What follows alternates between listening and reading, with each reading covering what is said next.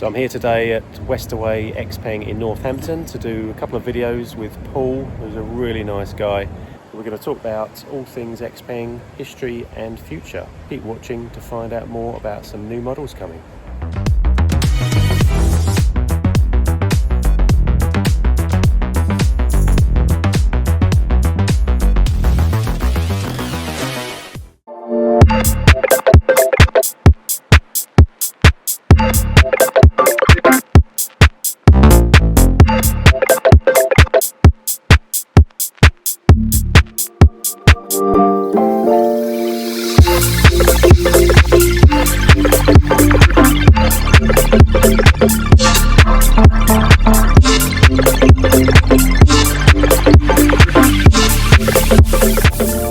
Well, my name is Paul Hemland, and I work for Westaway Motors in Northampton. We have been actually dealing cars since 1943. Right. We dealt with many brands such as Daihatsu, Jeep. We were very established with Jeep for a very long time. Suzuki, also currently Mitsubishi as well. Our latest partner, Chang'an, and then of course Xpeng as well. We have been with Xpeng. We're one of the early adopters, so since I think it was April of 2025 is when we took them on. Quite a nice central position here of the country, and not many dealers or any dealers to the east of you, so you probably got quite a captive. Yeah, audience. we do.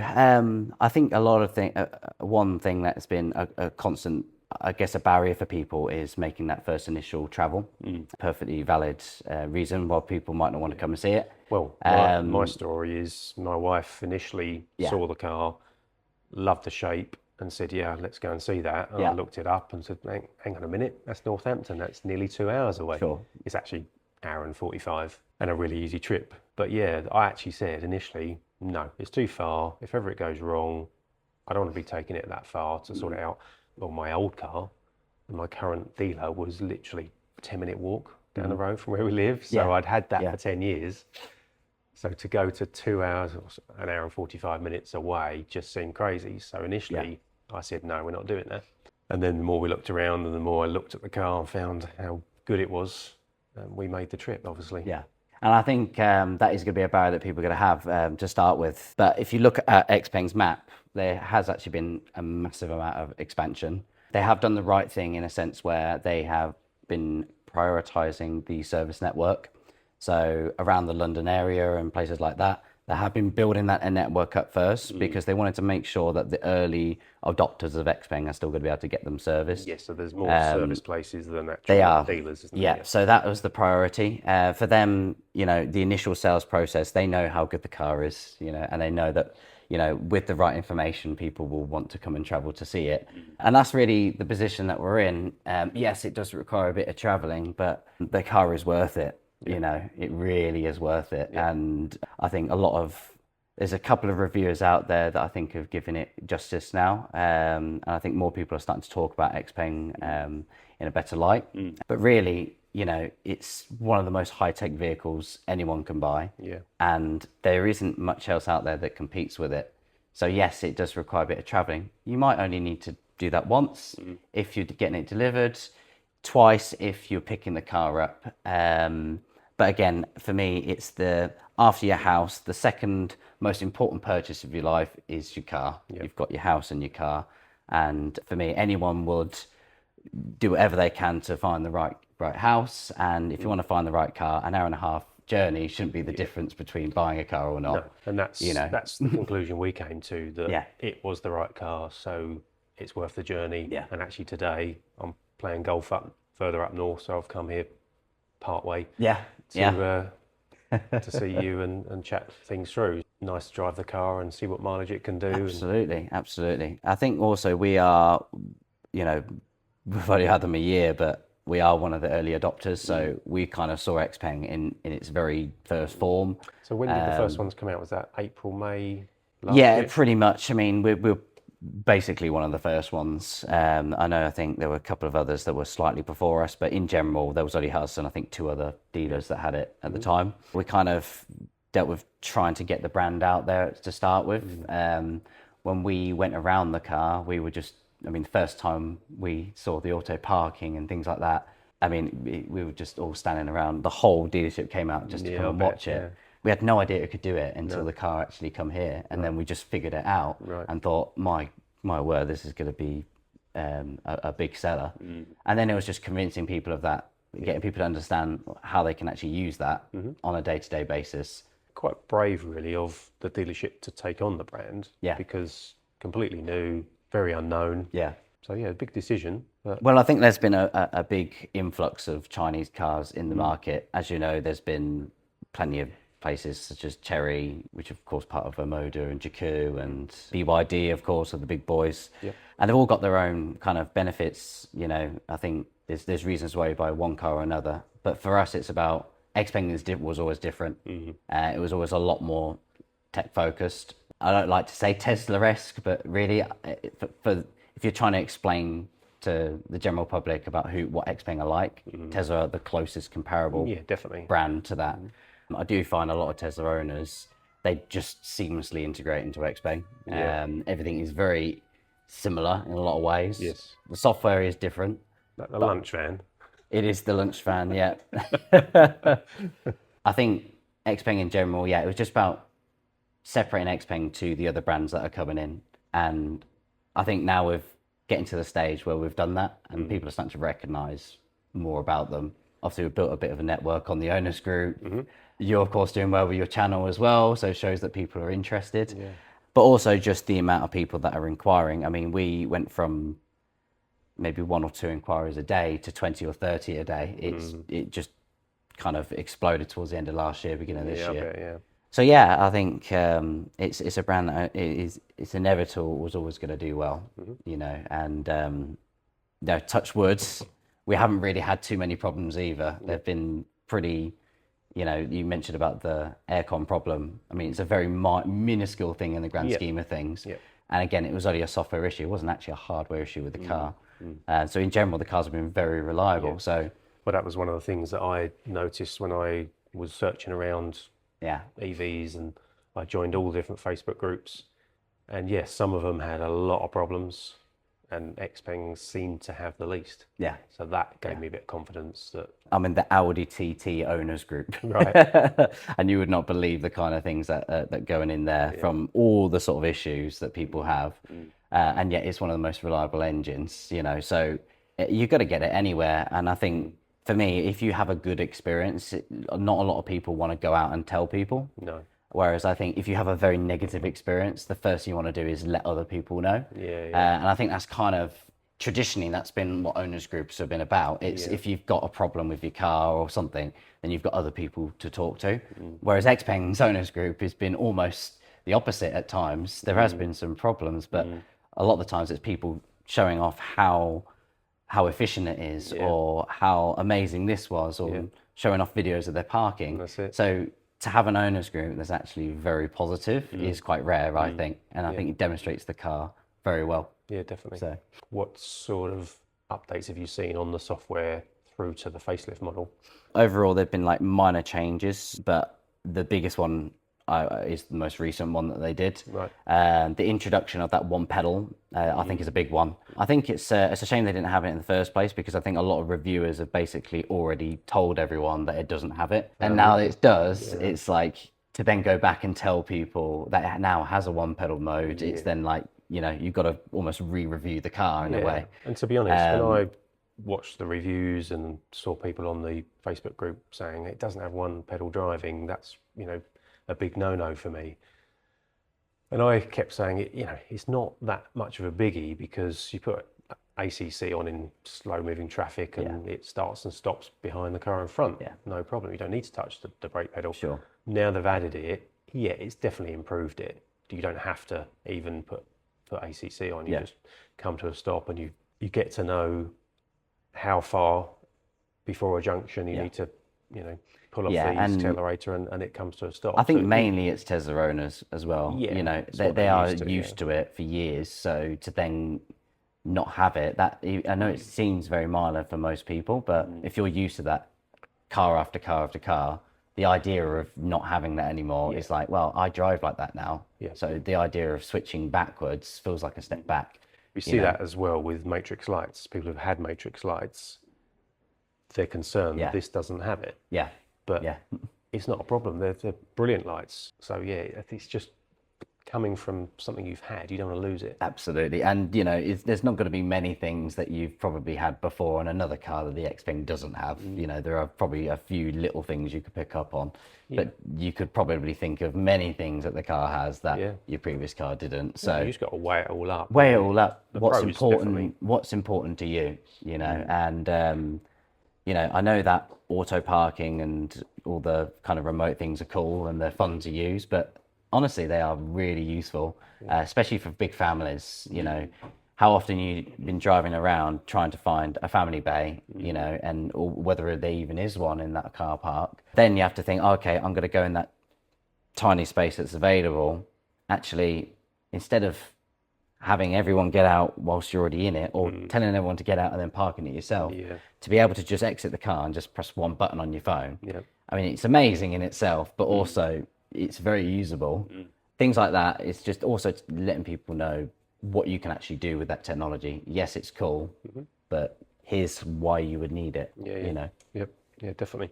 Yeah, we had it. I think it might have been when we left here, when I picked my car up. Yeah. We stopped off somewhere, no one next to us. When we came back to the car, two people had parked so close, it was ridiculous. Yeah. So yeah, I went, hang on, we can pull this out. And And again, like if someone pulled too close to you and you're worried, oh, actually, did that person dink their door on me? Or actually, because I've got my Sentry mode, if they did do it, I've already got that recording in place. Yeah, it's so valuable, yeah. So they all kind of work well together, you know, and again, even like the Sentry mode, just learning how to use X combo with that as well. I think it's also very important. X combo do that by location as well. Yeah, I actually think X combo is something that isn't really spoke about enough. You know, planning to do something on that. I think if more people knew about it, I think they would probably be more inclined in going for one. So really spoken about on car reviews, as say they get the car for an hour or two, they don't delve into that, they know nothing about it, and they make a comment that it can't do this, can't do that, but actually you're going, it can. You just program an X combo. Yeah, you can imagine what we feel like, because it's like we know that people base their decisions on reviews. I mean, how often have you bought a car without looking at a review at some point? Well, it's easier to watch a few videos than drive out and go and see your dealer. And that's why, like things like we said before about the one pedal mode and things like that, in theory, Xpeng can change anything. You know, there's not much on the car they can't fix with software. You know, so they can listen to customer feedback. They did in this scenario realize that they're probably losing customers because of that one slight change in the software.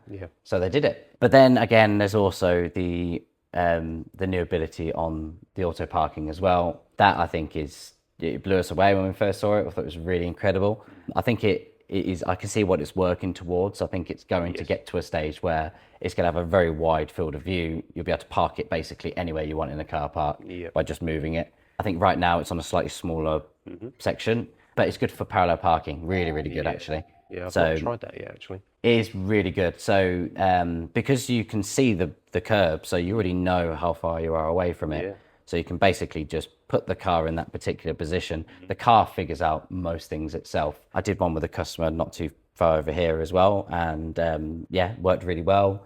Probably got in quicker than I could. So it was absolutely fantastic, to be honest.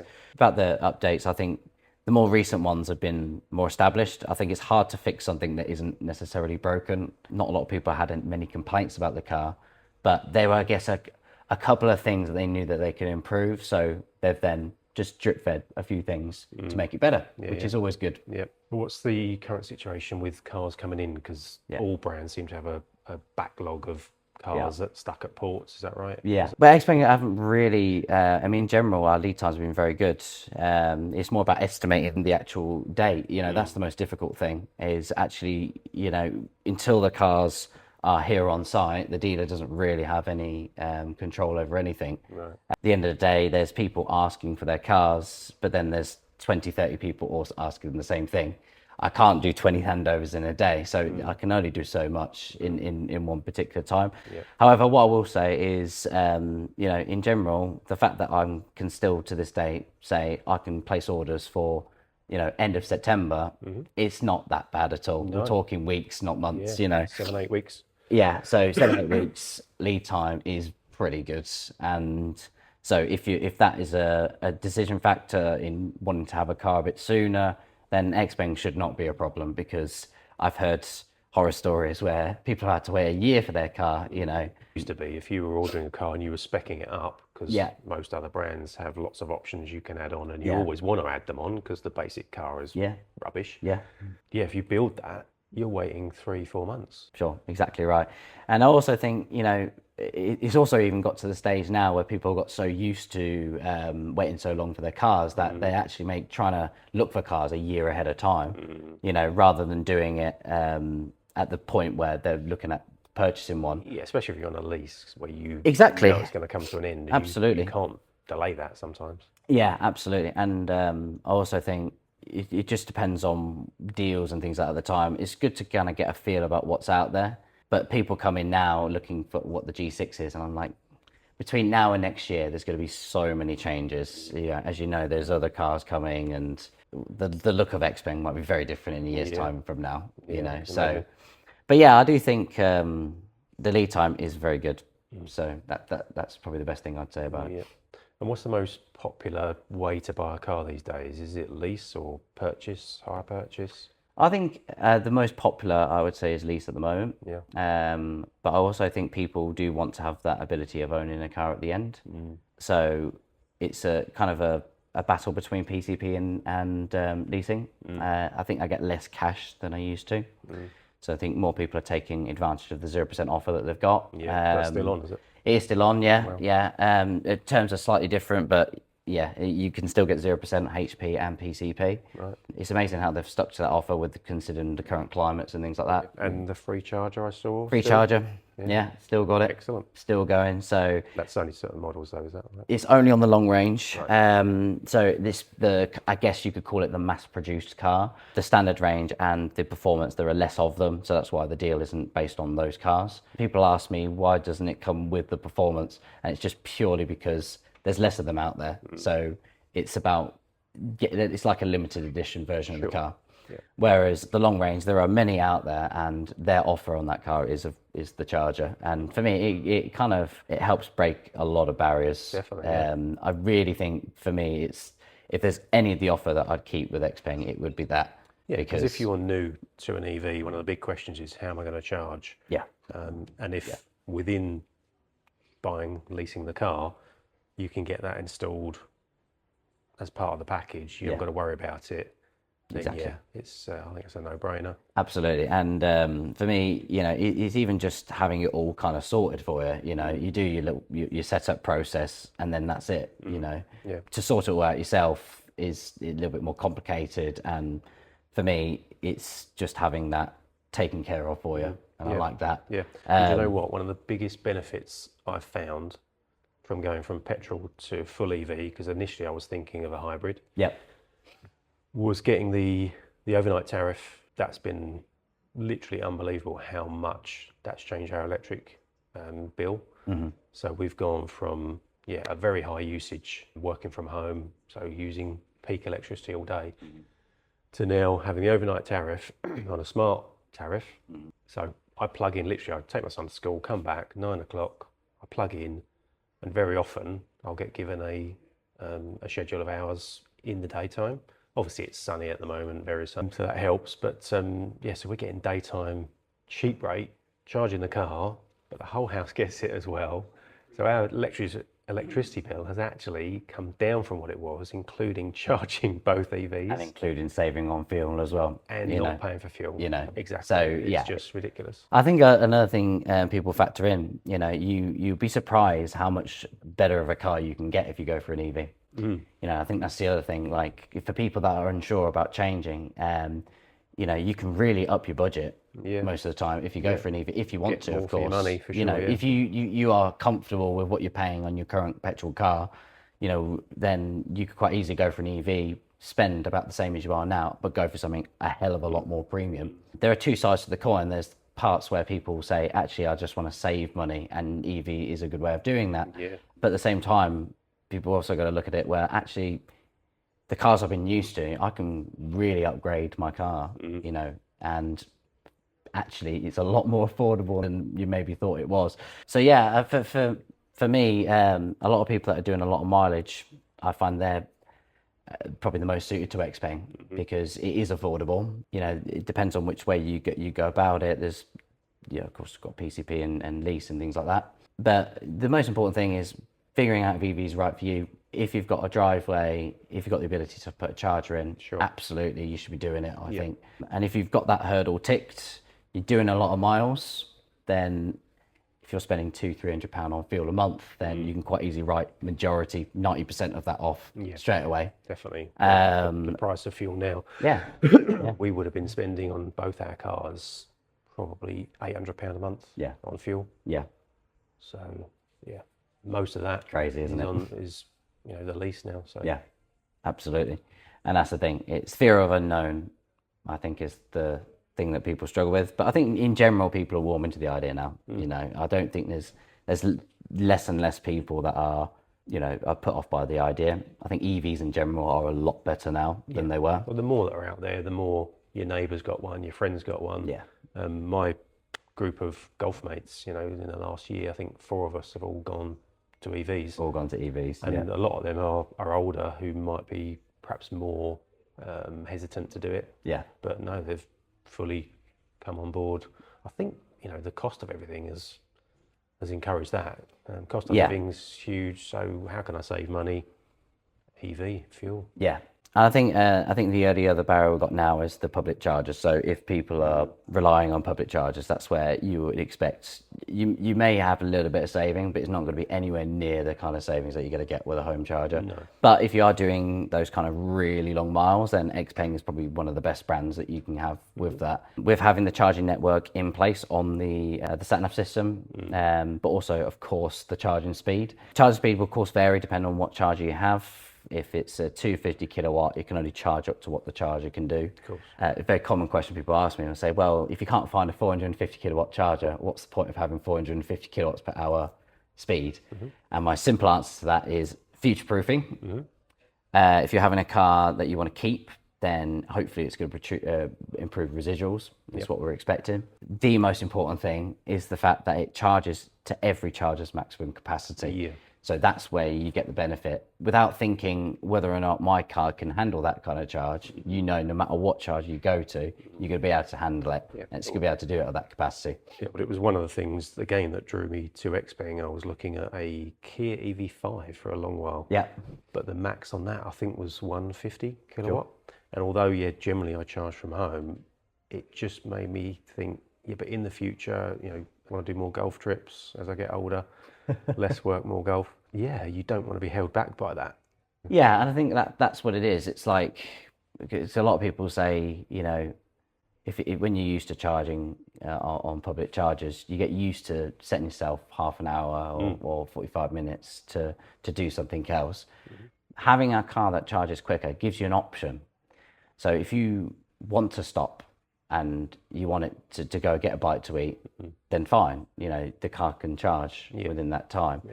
But then if you want to quickly run as well, if you're in a desperate time where you want to quickly charge and get somewhere, the car's able to do that as well. You then don't want to be waiting for 20 minutes. You don't want to be waiting. So yeah, in most scenarios, you might be able to wait that extra time. But nowadays, you don't want to be waiting 45 minutes to an hour to charge your car. You know, you want to be, the fast chargers are there for a reason. There should be in itself fast chargers, and once that network starts to be built up a little bit more, which I'm sure it will, then Xpeng are going to be one of the main beneficiaries of that.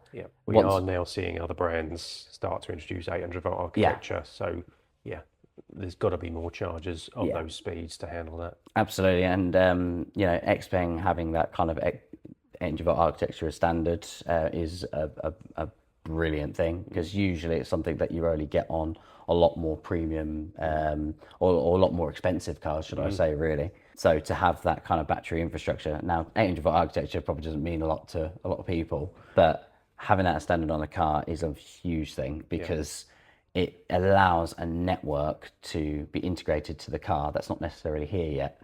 And that, for me, is what we hope is going to happen, is going to improve the future value of the car, which is what we want and what owners want as well. So now we've got talk of X9, L03, maybe G9 coming soon. What's the future hold, do you think? Well, I don't know if the camera can pick it up. I've got a few cars behind me which were kind of in the pipeline before. A lot of that has changed over the space of a year. What's that G7 that's up there? A lot of the cars that you can see up there are actually older versions of the cars we were expecting. So there's been a lot of changes. I think really that the people keep asking me, you know, when a car's turning up. I think the main thing is just making sure that whatever car we get into the UK is the latest model. I think that's the priority because Xpeng work very quickly and their research development are constantly coming up with new and improved batteries, technology and things like that. So when we get them here, we do have the ability to bring a car over that very quickly. So what we want is to make sure that, you know, the cars that are here are the best cars that we can get.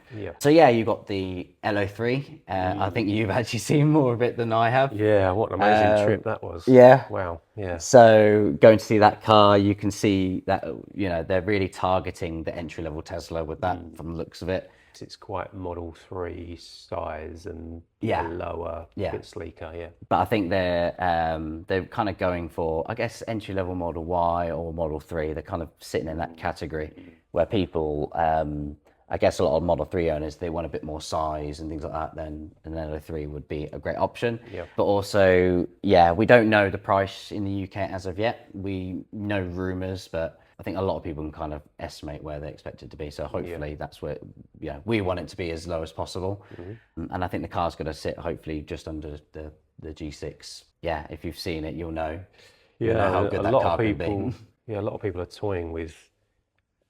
This looks so good. Why would I buy a G6? But there are clear differences. Yeah. I've done a video on that, so Yeah. Okay. check that one out. But Check that one out in the comments or the description. I think it could be the one that really lifts the brand, that really gets it noticed. Yeah, and I think G6 was only ever the start. You know, it's getting people to understand who the brand is. Then, of course, the latest one, the one we've got coming up, will be the X9. So that is our next project. Yep. So G6 was one which we had two models of. X9 is their greatest hit, really. It's going to give you one of the most amazing cars that were one of the best MPVs in the country. Definitely, yeah. And hopefully we'll have some more, you know, we're hoping to get some demos within a few weeks. So nice. I'd like to invite you over at some point to come and have a look. That would be good. Hopefully we can do a video of it because I think people want to see that. And for people that know the X9, I mean, this version that we're getting in the UK is going to be even better than even better than ever, really. So it is very exciting. Yeah, it looks the business. A lot of money, but I did a comparison of other models. There's not really anything directly like it. But if you're looking at 7-seaters, none of them have the sliding doors, but you know, there are some nice 7-seaters out there from some of the sort of legacy brands, if you like, and they're a lot more money than this is going to be. This starts at 75. Yeah, I think it's like ID Buzz market is where they're really going for. I think that's where they're positioning. You could probably say Kia EV9, I guess. Yeah. You know, that's part of the same price bracket area. Yeah, X9 looks absolutely enormous. That's one thing about it. But with it, even though it is that big, it's actually very easy to maneuver with the rear wheel steering and things like that, which is quite interesting. But also having, you know, with the Tesla market, really, they've got three models, really, that people go for. You got, I guess, the Model X, the Y, and the 3 that is the main sellers. So they are kind of restricted in a sense where if you want to go for a Tesla, you've only got that kind of small area that you can focus on. You can't branch out to MPVs. You can't branch out to, you know, with some of their other models that we're expecting as well, bigger, more established SUVs. Yeah. So I think that's where Xpeng have really got a big gap in the market because for people that are wanting an MPV, this is going to be all of the kind of autopilot technology, all of the auto parking technology as well. That's only going to be available with Xpeng on these particular cars. So if you have to have a 7-seater, if you have to have an MPV, then having the opportunity to go for something that is of a very high tech level is going to be hopefully very interesting. There has been quite a lot of interest in the car already. So yeah, I'm hoping that's going to continue into the rest of the year where, I think we're expecting about 4-month lead time on them at the moment. So should have demonstrators in a few weeks. we're saying about 4 months after that. So yeah, should be pretty good. So we're looking up to end of the year. Up to the end of the year, sort of start of next year, I think is where we'll be expecting them. But never count Xpeng out. You know, if they want to get things done a bit sooner, they could always do it. Yeah. So Yeah. Are these being built in Austria like the G6, or is that right?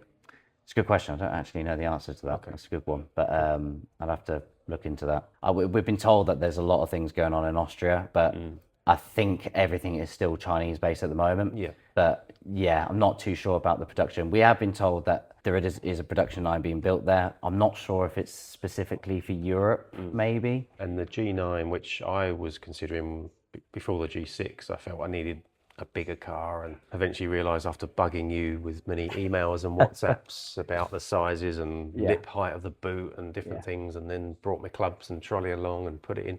The G6 was actually big enough, but the G9, which we thought perhaps we might get it middle of this year, that's obviously not going to happen now. Yeah. There's talk of a facelift model on that, so that could be later, maybe next year. Do you think? Yeah, I think everything's very up in the air.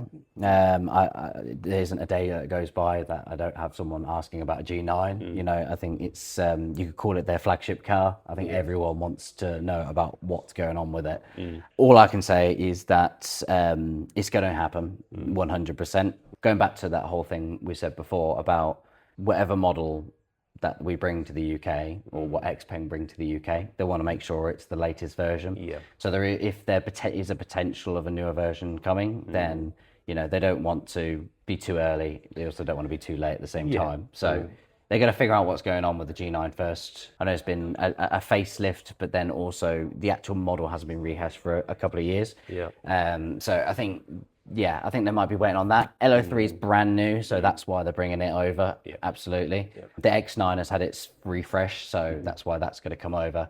So again, I think that's the main reason. Is just we want people to have the best version of the car. Yeah. You know, so it's going to take a bit longer, but Xpeng are here for the long term. You know, like they're doing a lot of things to make sure that the cars, you know, hold their value. They do all the right things to, you know, to build that network up. Yeah. You know, you don't want to do things too quickly. No. You know, so when they bring them over, it's all going to be the right cars in the right order. And, you know, they're going to be here and they're going to be very good. Yeah. Everyone knows that. Well, that really came across in Munich with the Xpeng staff that we were with, really wanted to get across that they wanted to build a network with the community, really get everyone supporting each other and get feedback from the community so they could make the cars what people want, the best they can be. And things like, we're going back to that situation with the one pedal mode, like they knew that it was something that people wanted, so they thought, how could we do that for people? And they came up with a solution. But one of the biggest complaints on the pre-facelifted version of the car was the air vents. Yes. Because you had to actually dial them around on the screen, and for some reason, for me, I didn't mind it at all. But if it's something that people want, then Xpeng will listen to them, and I think that's the main thing. It also depends on different people. It's also why X combo is very important. Again, you know, there are sometimes very niche things that certain people want in a car, and a car manufacturer is only going to appeal to the mainstream. They're only going to focus on what makes the more people happy rather than a select number of people. So again, that's why X combo for me is very important, because having that ability to then just program something yourself, having someone else that's got something that actually you might want as well. You might even know someone that has an Xpeng and they've got an X combo that actually that might be really good. Can I download it? There you go. Yeah. So someone was asking the other day about they wanted the massage to run for more than 15 minutes. Yes, I saw that one. Yeah. And so I just did an X combo for them that basically just after it's set off, it waits 15 minutes and 5 seconds and then instigates again. There we go. There we go. So quite easy, but not everyone would want that. So the GX, which I've seen abroad, that looks amazing. It looks very Range Rover-y. Okay. And I personally think that could be a lot more popular than the G9 if we ever got that. I think with Range Rover stopping doing their full electrics, it's a real gap in the market that Xpeng could fill with that one. So I'm quite excited to see that come over if it does. Have you seen the G9L? I have seen the G9L as well. Yeah. So then I think we need to wait and see what happens. Right. There was always a reason for it, and it always makes sense in hindsight. they'll have a plan for everything. So yeah, yeah, sounds good. Thanks very much, Paul, for that. No problem. Hopefully that's been of use to people. If you want to come and visit Westaway, they're in Northampton. Very knowledgeable, very helpful people. You won't be disappointed. If you found that video useful, then please press like, subscribe, turn alerts on, check out the description for lots of useful information, and I'll see you in the next video, and Paul might see you if you come to visit. thanks, guys. Bye bye. Cheers.